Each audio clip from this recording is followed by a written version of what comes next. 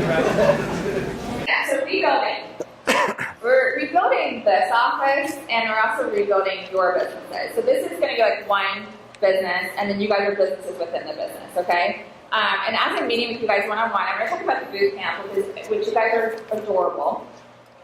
There's like this big of a list of people in the boot camp, and there's like this list of people that have been doing this stuff. And a lot of people got me a bunch of stuff today for the first time, because like you knew you were going to see me. And I was like, oh my God, like literally, and you know, and so I just start laughing. It's not my first rodeo, okay, so it's common.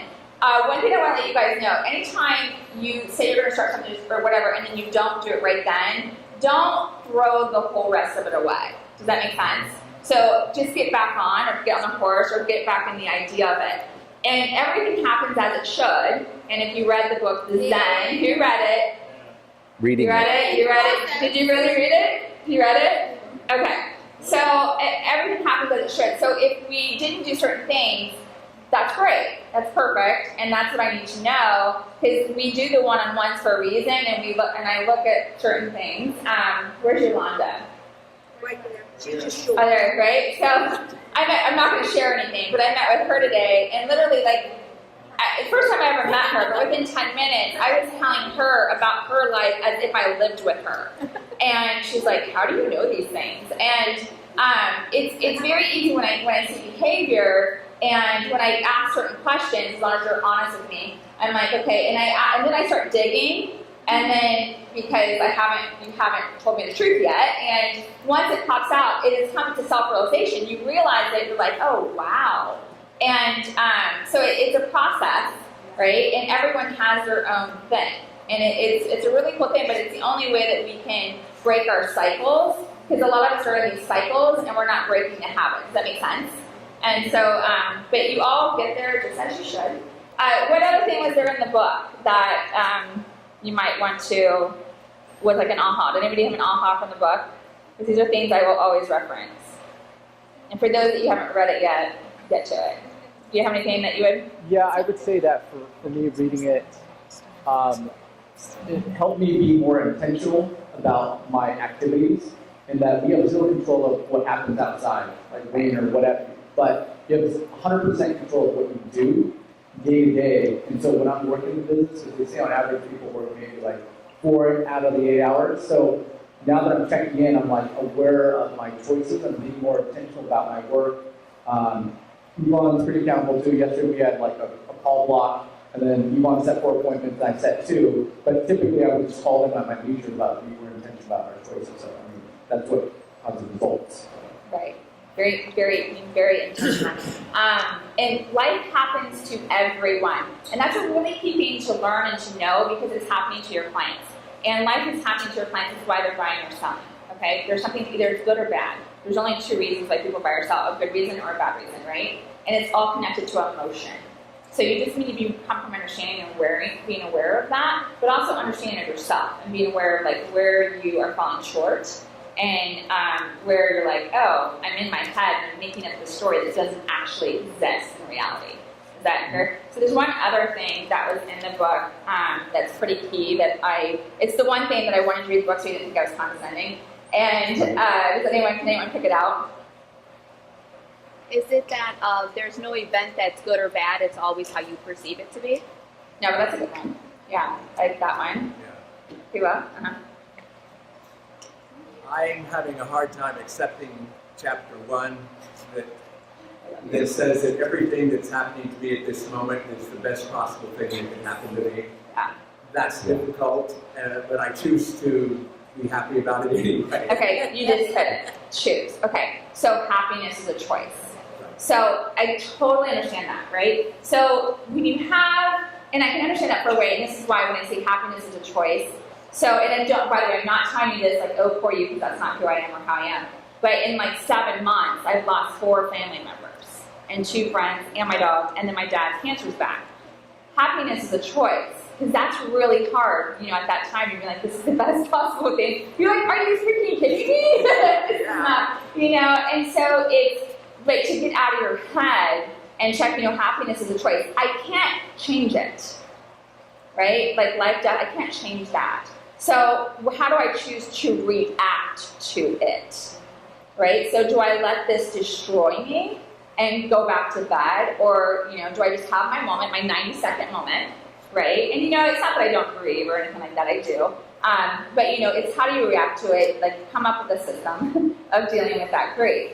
Or have you seen people like my mom is not dealing with grief. My grandmother does. She's not dealing with it well at all, and it's been 7 months. So and I can't even get her to read the book, right? So it's everyone has their thing. And the unfortunate part, which is hard for her to see, and again, she's got to go through her process, it's 7 months of her life she's done nothing with. And this time she can't get back. That she's missed having like a glorious, passionate life, right? So that's one of the things I wanted you guys to understand, because some things I always say is I'm like, well, that's your choice. And that's where people kind of like, you're mean. I'm like, no, you choose that. And so you might hear me say that a lot. So I just want you guys to understand how I communicate. And I'm not being mean, but everything that we do is a choice. So we are all one choice away of losing everything. And we're also one choice away of making it big. Does that make sense? Okay, cool. Also, we have a lot more recruits coming in. And so we got to build some office space. And it's one of those. And it's going to probably go up there. So as things happen, I'll let you guys know so that I can let you know how much time it'll take. It won't be very long. Permits are already pulled and all that. But we need to reorganize some things. Because people don't want to join the office and be in a cubicle here. So does that make sense? But I will let you guys know as that goes along. So this is a picture, and what it means is you have to participate in your own rescue. And I've said this before, and I said it in a video. Now, what do I mean by that? Not everyone at once, it makes me weird. You have to do the work. I didn't hear the I'm question. sorry, yeah. I didn't hear the Okay. question. It was bothering me. No one's going to do the work for you? Detention. Okay, so no one's going to do the work for you. You have to participate in your own rescue. What does that mean? Want to be So you have the mic. Yeah. Is somebody talking? I was talking. I think that you want to live or be safe. Okay. Be like a will to live. Or like raise your hand. I want help, raise your hand. Okay, so the reason I did this, and again, I'm not being mean, I just want to remind you, I'm one person, Greg's one person. Although I can pull things out of you, and you might think I'm reading your mind, I'm not a mind reader. If you do need something, you just got to tell me or call me or something. If I don't respond to a text or an email, I might not have gotten it or not looked at it, but we're here to help you. And so sometimes we hear complaints like, I need help, I didn't get it. I was like, I'm still learning your names, okay? And it's we don't know if someone doesn't tell us, right? So, we're like, well, that's not really fair. I don't know they need help, So I can't guess. If you guys need something, just participate in your own rescue and raise your hand. Is that fair? Okay, because no one's denying you help. Nobody will ever deny you help here. I have appointments with you till like 7 tonight, so no one's denying you help. And you brought me wine, so it could be later. Okay, and Alex is going to say things too. Okay, so one thing by the way, your schedule is your boss. That's also what I meant. To participate in your own rescue, we talked about that. Your schedule is your boss. And we're going to get to that when we do our one-on-one, but you really, really need to fall in love with that idea. So if it's not on your schedule, it doesn't exist. And one of the ways I described it today to push you forward, everyone put on a log ride, a water ride in an amusement park, and you know how the water keeps pushing you, right? So your schedule is that. It's the way that keeps pushing you forward into the next half hour, to the next day. If you do not have anything on your schedule, you're going to be lost, and the chance of you getting back on a schedule is going to be, the percentage is lower. Does that make sense? Okay, cool. What your goals are and why they're important to you. So when I said email me your goals, now I want you to email me, and this is going to be emailed out to you, your why. Why is it important to you that you make this goal? Because sometimes we throw a goal out there, but we forget why it's important to us. If we don't know why it's important to us, then the chance of us actually making the goal doesn't actually happen. Does that make sense? Mm-hmm. Okay, so we want to know that. And then with the boot camp, for you guys that haven't done the little exercises yet, they don't go on forever, and it seems micromanaging. But it's very small period that you'll be doing that part, and there's a reason why you do it, and it's not for me. It's for you. So can you give him the mic? Give the mic. And it's your birthday. Woo!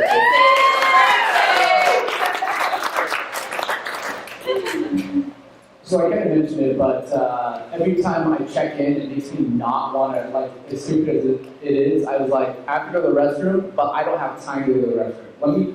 Because I want to try to focus on trying to get as much work done as possible, and then handle that, and then handle whatever other items I have. So I mean, I'm working a lot more intentionally, and I think I'm actually working less by doing that. So. And he's like, I don't want to check out again. Right. So, because some of you, like, sometimes I'll see, like, someone and I can tell when someone forgot to check back in or check out. And I remember, I was like, are you still awake? Or are you still working? And I don't remember what time it was. Or it was like, I'm like, what happened? Did you die? I think it was like, did you fall in the ocean? Did you fall in the ocean? Yeah, or something. And you're like, oops, I forgot. So it's definitely an awareness, right, of what you're doing. Do you want to talk about this too?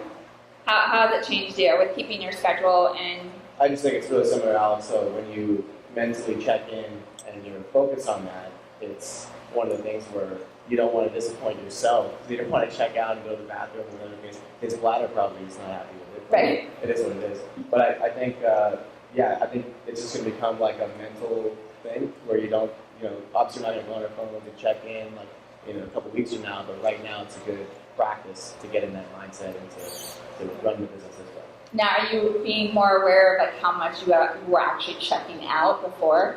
Yeah, being aware about how much time I spend in this area of the business and this area of the business, so I can better funnel my time in areas that really produce, money.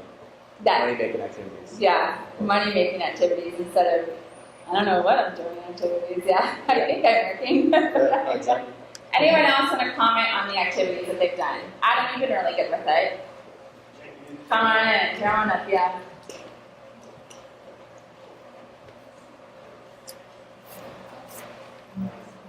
So yeah, checking in. I'm finding that if I check in every time after like 9 or 9:30, I'm like really upset. Like, oh man, I just wasted like half my day.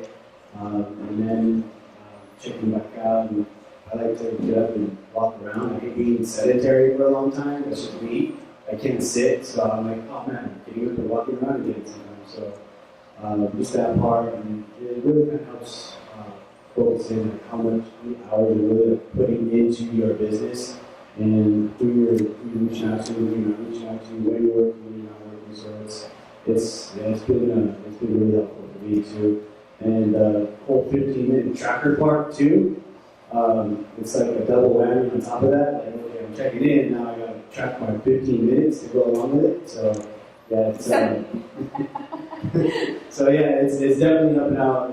Especially me being a newer agent, newer to the business. I really understand like how this business functions in and of itself, and how to grow my own personal business as opposed to reporting to a boss. It's like, oh no, I'm reporting to me.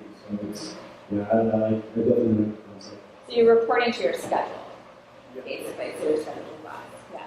So one thing I noticed in this office that I haven't seen, that I see in a lot of offices, is stand-up. I haven't seen any stand-up desks. Have you guys ever seen those? Yeah. Yeah. So have you ever seen any stand-up phone booths in an office? Don't you think that would be really great right around here? Yes. Yeah. So does anyone want to comment on that? I mentioned it a few times previously that it would be great if we had stand-up, and they have the convertible ones, right? Like you just bring it up. Or Yeah, you they can go down or press up. a button and it goes up, so you can stand up and have your computer there. And that's Right. it's great for phone calls because obviously you can tell if my posture is this way or that way. And how about having a mirror? So you can see if you're smiling or not. So it's actually, that's when you're in prospecting time, you actually should be standing up. One of the things that Tom Perry taught us is to have, the surfboard leashes. Like, I know this is so bad, but it is what it is. We would leash ourselves to our desk, our stand-up desk, and you cannot leave until a certain time or until you get certain appointments made. And so you're leashed to the desk it's not like a chain or anything, it's just a surfboard thing. It's like, you don't probably So hashtag me, right? So it's that's another way to do it. But it's really your whole posture, the way that you guys are speaking, is different when you have stand up. So that's something that I'm shooting for, is like a stand up phone booth situation. I also found that it is a lower desk. Instead of using a chair, use a stability ball. Yes. I went to the gym. I used to have one in my old desk in my old job. So if you're using the stability ball, you have to sit up straight. You're going to roll off the wall. So I found that really helped me out in my previous office. Is I had a stability ball with one of these lower desks, and it worked out really well. Work on your core while you're working. So one of the things that a couple of people have commented to me about these exercises is that they don't want to feel like anybody is watching over them because they value their freedom. And I always find that a little bit odd because this is a business where you have total freedom. And the whole purpose of these exercises is to give you the freedom to live the lives you want. And here's my question for you. If you aren't willing to do simple little exercises like this, what does that say about your willingness to succeed in real estate? Is it really hard to check in and check out by texting Rob? This is the time to yes or no with the approach. I don't know. So who would find this like overwhelmingly difficult, could not do if it just was on a peanut bin? See, one person. And some people do. Some people, I mean, I've heard people bawling in my office before. They're like, I can't do it now. Yeah. So to me, it's like, if you want to track your time, check in, check out, send Robin your goals and why they're important to you, ask yourself, what is that really saying about your commitment to actually growing your business? Because so many people come to us and say, I really want to grow my business. We say, okay, do these 3 exercises, and they disappear. Yeah, they run away. So be committed, and that's what Rob was talking about. Be committed to your own rescue. It starts by doing the little things that you may not understand, may not like, may find irritating.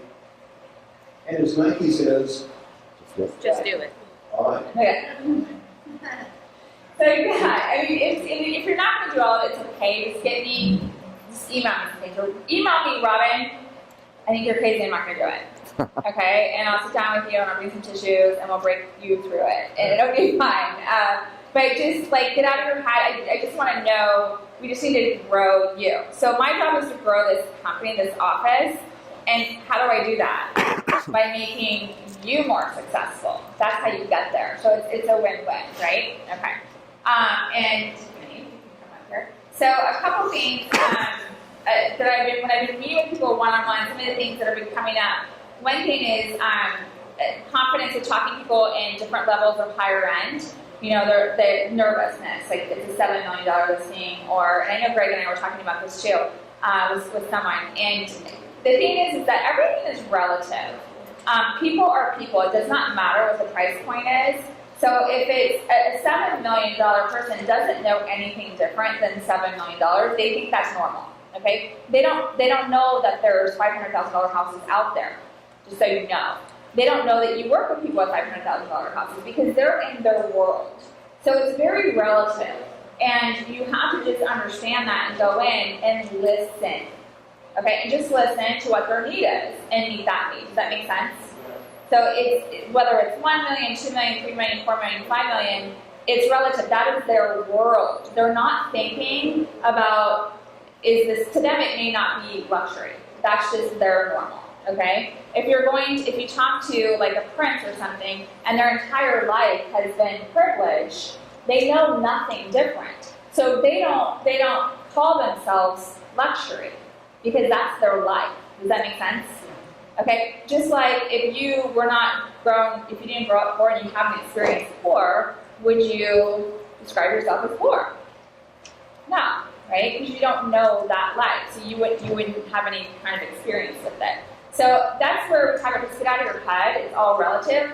Another thing I was talking about with Tiffany, and I wanted her to talk about it because I gave someone an idea today. I hear this a lot. People, they want to know, or their sellers, which is adorable, the sellers are telling them how to market. Well, I think my buyer is going to come from here. I think my buyer is going to come from LA. I think my buyer is going to come from here. And I don't know what made them an expert today.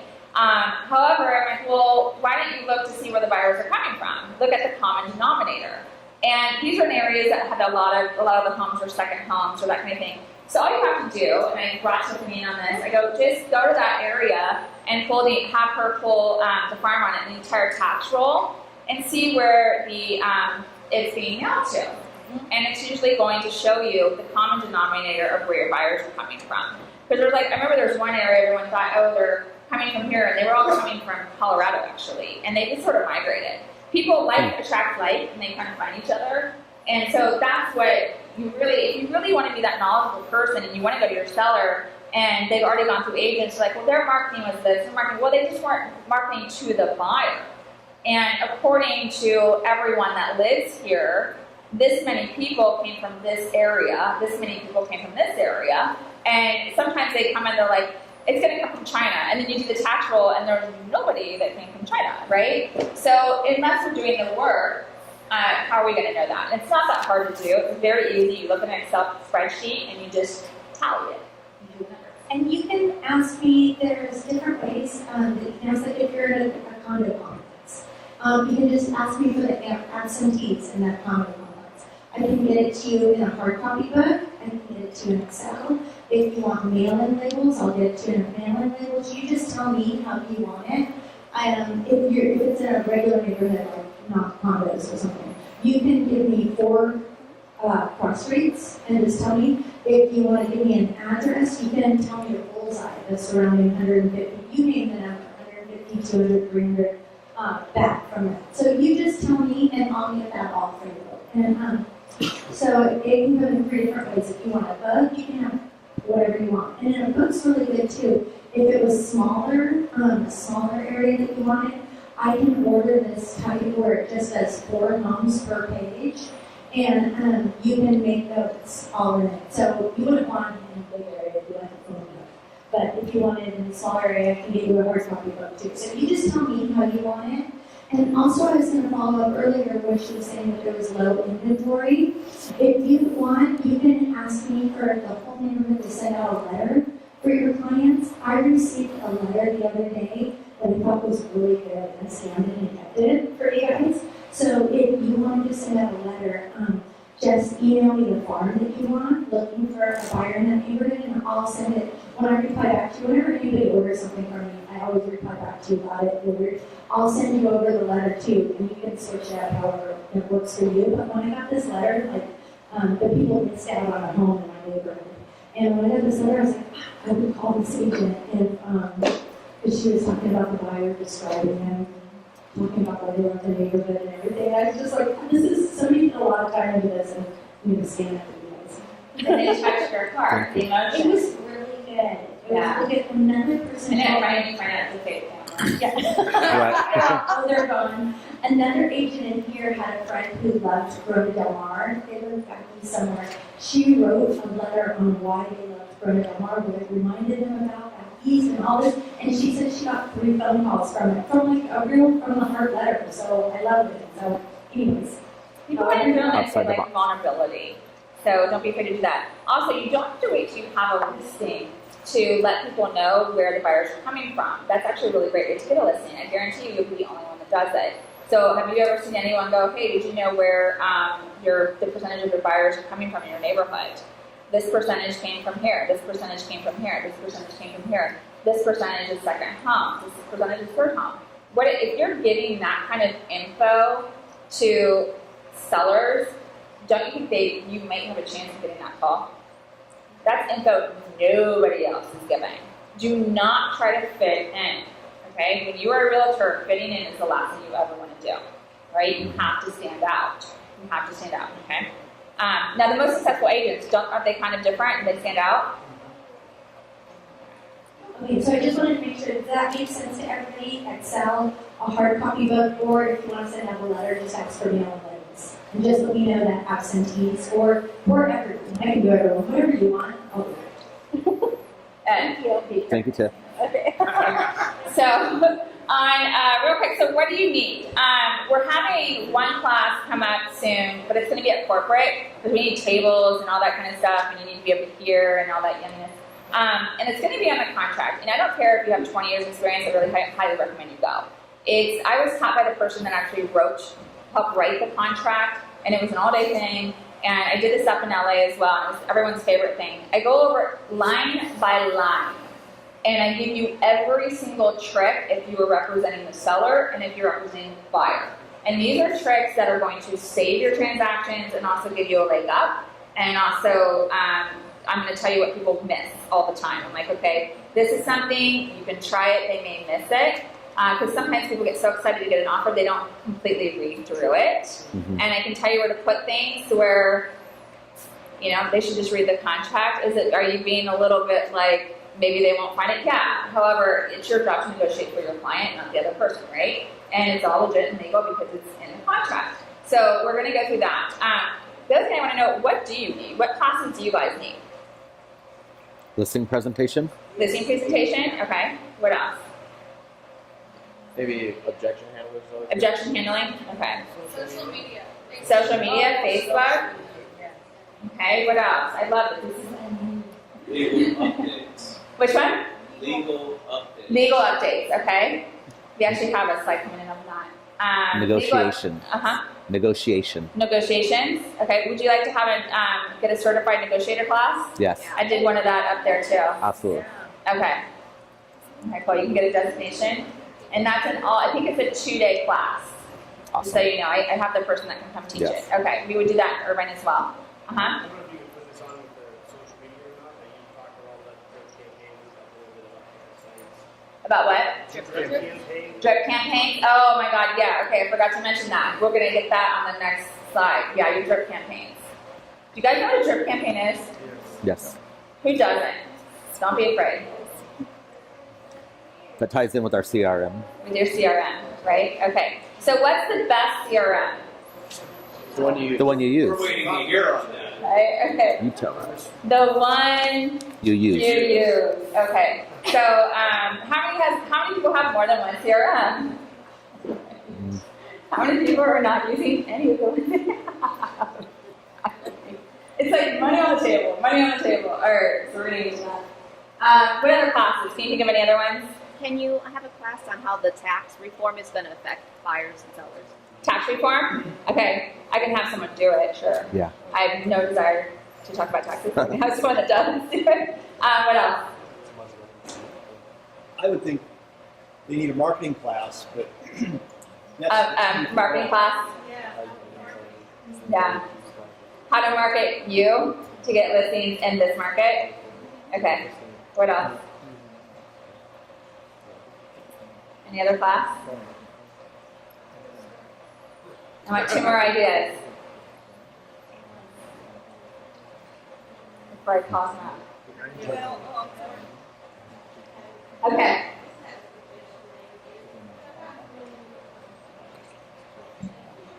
Sometimes when we need a quick note or letter, and we haven't ordered 100 or 50 or whatever, is it possible just to keep some basic supplies in the office to where we be able to do that? Just in case of a pinch. For papers? Yeah, to respond, like, I was used to some other offices we would have our logo. Okay. And we would just have. Stationary. It was just basic, and that was wonderful, because we would order our own and have customers, but when you have to wait that time, or you have someone around, and let that person, I love to send them a note, and I just ran down, or I don't have the appropriate note cards. Okay. So we should have note cards. I can have that. You did? Okay, we ordered it. One thing I can tell you about stationery, that should be something that is just a template on Word for you, and then you can just print it out. For stationery, note cards we ordered, right? Okay, what about any classes? Any other classes? Uh-huh. You know what would be nice? A lot of people don't even know we're on the Google network. We're on the what? We're on the Google network Okay. currently with our emails. and how to use the new G Suite as well as all our drives. What you were just mentioning about templates, everyone should have it on their Google Drive, right? Right. Everybody should be able to print it out, whether they're in this office or Huntington or Yes. Belinda. So maybe we need a good basic class on how we can use our Google G Suites to communicate with each You know other. who would be good to teach that is Terry LeClaire. And he's Yeah. super cute, right? So easy on the eye. yeah, he's gonna know. Anything else he can teach? Or Joe Burke, marketing, we can have them, yeah. Sorry guys, I'll find him. Yeah. Thank you. Equal opportunity officer. Equal opportunity. All right. So you have your goals and your whys. The goals at Rob Milonakis. Now, is that coming to me too? Because I haven't been getting it. Yeah. It is? Okay, I'll look. But you're getting all of them for sure? Okay. I think there was a misspelling for Adam. I think there was a misspelling or something because it was working. We tested it that day. Okay, and so build a database, follow up. We were talking about that. I was talking about that with Alex earlier. Follow up consistently. This is the one thing where you were even saying you're like really great at networking and all this stuff. It's the follow up, and that is the number one thing. Everyone's like, I'm really bad at follow up. That is where your drip campaign comes in because it follows up for you. Okay, and you want to always be following up with something that's like not real estate, and then something that's real estate because you don't want to like be that person, that boring person, just always real estate. They kind of need to see you as human as well. So you need to have a drip campaign. It doesn't matter. Everyone's like, what's the best CRM? Who cares? Just if you're not, just do something. Put it in the one that we have, or put it in the one that you're paying for. And everyone, and this is so funny because I get this. I've gotten this at every single company. They're like, well, we're waiting for the new one coming out. Everyone says they have a new one coming out. And don't trust anybody. Don't trust our company. Don't trust another company. Nothing. Because technology is technology. They may say it's coming in April, but it may be September. Just go. Just keep going. Because the thing is when the new one does come out, all you do is you download your contacts into a CVS file and you upload them into the new one. That simple. Don't overthink it. Fair? Did I just kind of tell you in a nutshell how easy it is and how stupid we're being by not doing it, right? By the way, don't beat yourself up. I've done all the same things that I'm telling you. Pipeline. This is another thing that I've noticed that is not happening. You must have a pipeline of all your active people. So A, B, and C is the best way to divide them. A's is 0 to 30. 0 to 30 days looking to buy or sell, right? And then you have your B's, 30 to 60. And you have your C's, which is 60 and above. You have your D's where you're like, I'm not sure if this person's still alive or not. So, and then you have a plan for all those sections. How often do we talk to our A's? Every day. Every day. You contact them somehow every day, right? Every third day you need to pick up the phone. How often do you contact your D's? Twice a week. Twice a week? I usually do every other day for D's. How often do you do your C's? Once a week. Once a week. And your D's? Once a month. Every 2.5 weeks. Every 2.5 weeks. Okay. Some people say once a month.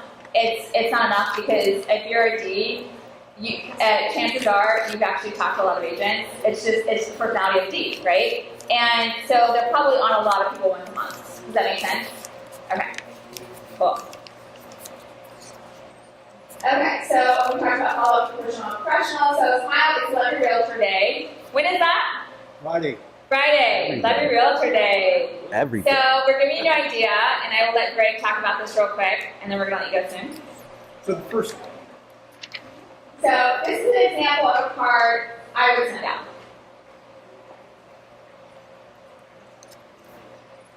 So tomorrow is Love Your Tomorrow is Love Your Realtor Day. You can do this email, you can do this Dropbox, you can do this mail. So the first Friday of every March is Salesperson's Day. About 15 or 20 years ago, NAR called it Realtor Day. About 15 years ago, I called it Love Your Realtor Day. It came up with a series of cards like this. It's probably too late to do cards, but I would highly suggest that on Friday, you call, that's tomorrow, you use slide broadcast I'm with you, brother. or slide dial. Tomorrow. Or you just call a bunch of your past clients and sphere of influence and say, hi, I just wanted to call you, it's Love Your Realtor Day, and today I'm looking for a little love. Who do you know who may be thinking about buying or selling real estate? And I will tell you, they will have fun with you. they will smile and remember you just because it's a little bit different. And going forward, you should always use a Love Your Realtor Day card every year because you want to train your clients to what? Love you. Now, is this hard or complicated? So, this has been around for 20 years, and just out of curiosity, how many of you sent out your Love Your Realtor card? So my question is, why not? So, just send it out. They have Bosses Day, Secretary's Day. Yeah. They should have Realtor Day, right? So feel free to send an email, put it on Facebook, Instagram, Love Your Realtor Day, whatever. And people will have, if you have fun clients, someone will be like, what makes you think I love you? You know what I mean?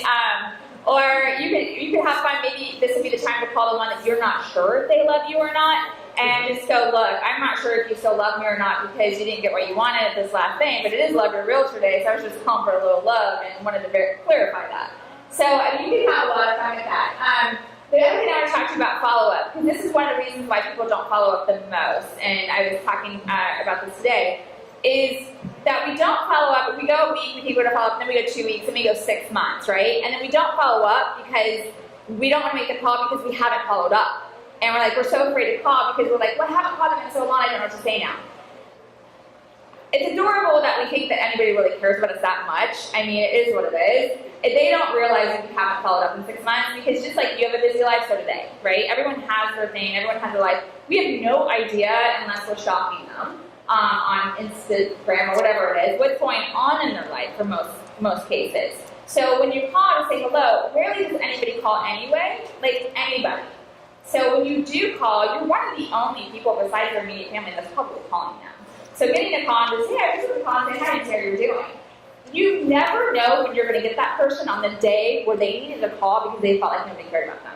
You have no idea. And that's what's going on in our society, actually, is because we lack so much human contact. And I don't mean to bring anyone down, but I've had several friends who have lost children to suicide. And it's an epidemic that's going on right now in a certain age range, and it's because this is how they grow up is on these devices, and they're the love. I mean, we have a natural. We need to feel love. It's a natural thing. We need human contact. So we're losing that. So you could be that person that literally just brightens someone's day, and you don't even know. You don't even know. So you have nothing to lose. You really don't. Something happened this week to a person I knew, a young person. The person was so depressed talking about it, so talking like he's really going to almost kill himself. The way he was talking about it, and I feel like, why? It's so young. Why? These are supplies for help. The world's finished really the way he was talking about it, so I decided to post some little things and send him some little things. I just was talking to him just to share. You know what? He was so happy because I happened to be looking at Tony Robbins' story, and I don't know if you guys know about Tony Robbins was crying about how he was so poor, and he used to be abused as a child, all these things. So I shared with him and said, this person with me. Anyways, now he says, I'm looking on YouTube with Tony Robbins. I'm watching him every day. He says, and I'm thinking, oh, nice. Because just that idea, something changed me. You put a saved his life. Yeah, I think so. Because now he's happy. And the thing is that sometimes we don't know what to say, so we say nothing. Because we don't want to look bad, right? And that's how we are with our clients, too. We just say nothing because we don't want to look bad. Well, who's to say what looks good, right? Nobody knows. And so just don't be afraid of looking bad and do those follow-up calls and reach out to people because you have no idea who you're going to touch in life. And those are going to be, you want to be the realtor for life, that's how you become a realtor for life, is that follow-up. Sound good? Okay? Yeah. Really quick. Yeah. 2 ideas that I have are, it's tax season, all your previous clients are filing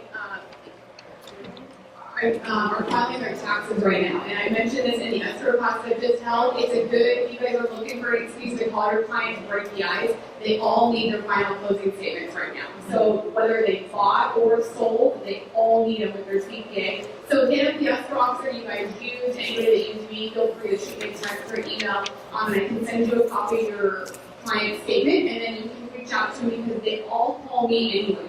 So you guys might as well just get in front of it, use it as a tool for you to call me, and I'll get it to you, and you guys can reach out to them and say, hey, you know, it's tax season, kind of break the ice with them with that, because chances are they need it.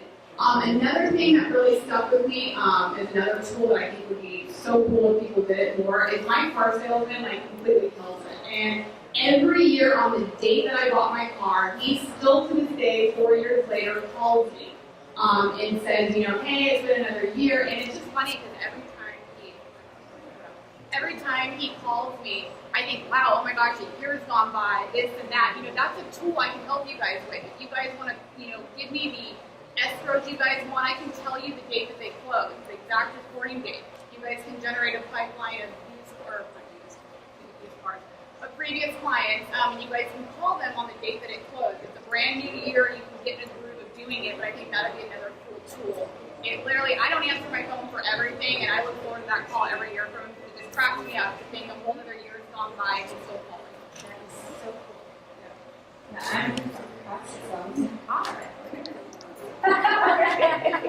It's the point of it. But he keeps top of mind every single time, and here I am giving him credit sitting at this meeting of how cool it is. But that is an excellent idea. I mean, that is something that I always want my team to do at that time. And this is why the finance star, I just want to let you know, it's the thing of like, the realtor doesn't call you for it because they think the same way you do. I haven't called them in so long. I feel bad. Right? Because don't you have this relationship when you buy or sell and you kind of get intimate, right? Not in a weird way, but in a, you know, and you get to know them way. And so, and sometimes do people freak out when they buy or sell? And you see another side to them. And like you get to kind of know them. And they may act in a way that might be embarrassing, that you're embarrassed for them. Right? Have you ever seen a grown-up like totally freak out? Yeah. And or the couple fight, and they fight in front of you, right? Or they yell at the child in front of you. That's what they remember for the transaction. Okay? They're like, I am so mortified. They think I'm crazy. Break the ice, call them, offer their closing statement. That's why they're not calling you. Okay? They are at their worst often when they're buying or selling. Is that fair? Okay. Let me know. I need you closing statements and the recording dates on any transactions you have this week. Another reason why we use it. We have a video. Do our video. We're going to do a day of video and sign you up and get you really uncomfortable. And who watched the video about Motivation BS? Okay, you did too? Okay, I'll send it out again. It's, you know, a lengthy one, but it does talk about how, you know, our brains are taught to be comfortable. So the growth is when we're uncomfortable. So if you don't want to do video, then we're going to do it. Contract class is March 20th. Cybersecurity, they're doing, where are they doing that one? In Mountain Valley. They're doing a cybersecurity class. If anybody wants to do that, we can send it out to you. And that is it. Anybody else have anything to say? Yeah? Come on. Our lovely lender. This is a good clap for Henry. Hello all. All right, going back to making the phone calls. That product I talked about, buying the new house first, you get all those people and follow up and go, what if you could buy your house that you want to buy before you sell? It's a great intro to make a phone call.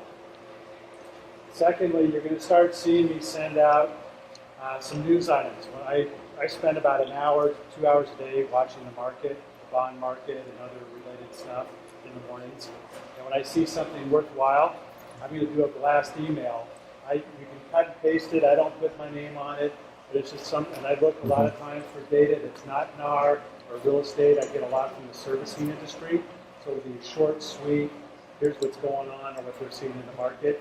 So when you see those emails, I highly suggest you look at them because you'll never know. I've had phone calls in the past. The realtor called and said, hey, I just got a deal because of this. I've gotten over a hurdle problem with my getting a listing.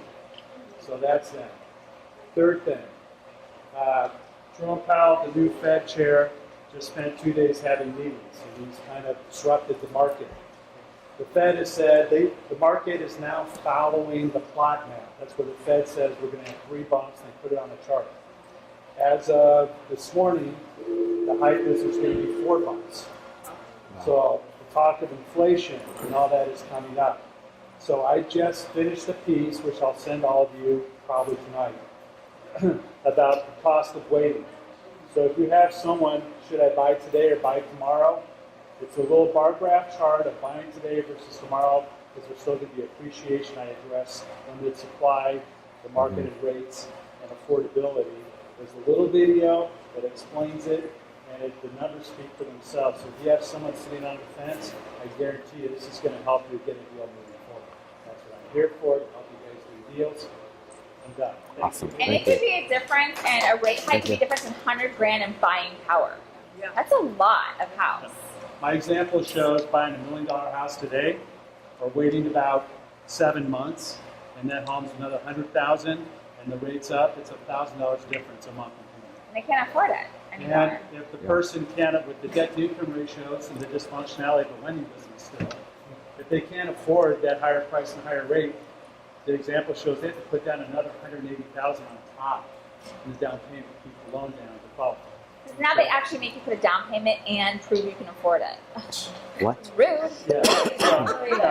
But no, I'll be sending that out. So that's the kind of stuff, and I can customize it for clients if you have an issue. Yes, You'll please. start seeing it's what I do that's different to help you guys get started. So Thank that's your you. first Thanks, Henry. He has access to all of our emails.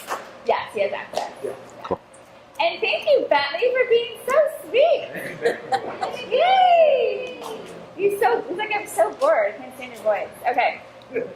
You guys go on appointments.